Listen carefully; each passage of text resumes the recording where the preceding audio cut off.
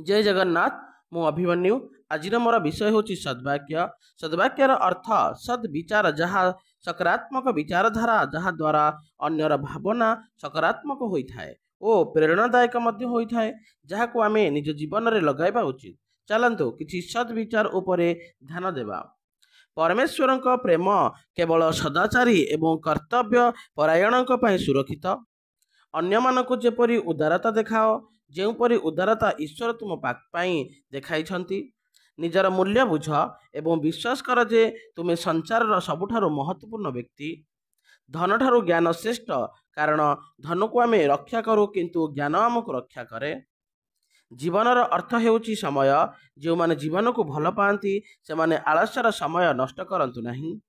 सज्जन धनी होई मध्य गरीब परि नम्र एवं गरीब होई मध्य धनिक परि उदार होइथांती। जिए जेपरि चिंता करे एवं कार्य करे सही परि ही होइथाए। शांति द्वारा क्रोध को, भल द्वारा मंद को, शौर्य द्वारा दुष्टता को एवं सत्य द्वारा असत्य को जय करंतु। शारीरिक, मानसिक एवं आर्थिक संयम करुथिबा व्यक्ति ही शक्तिशाली होई पारंती। ईश्वर दुई दुईटी आखि, कान एवं गोटे जीव देइछंती, जहा फल आमे अधिक देखि सुनी पारिबा किंतु कम कहिबा। गृहस्थ एक तपोवन, जोटी संयम, सेवा एवं सहिष्णुतार साधना करने पड़ी थाए।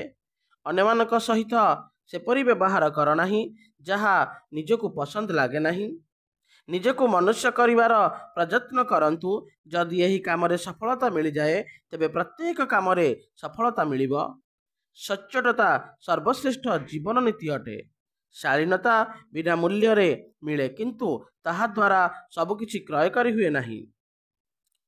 आलस्यरु बड़ी अधिक निकटवर्ती शत्रु अन्य कहीं नहीं। ईश्वर केवल सही मानक सहायता करती जो माने निज सहायता निजे करती।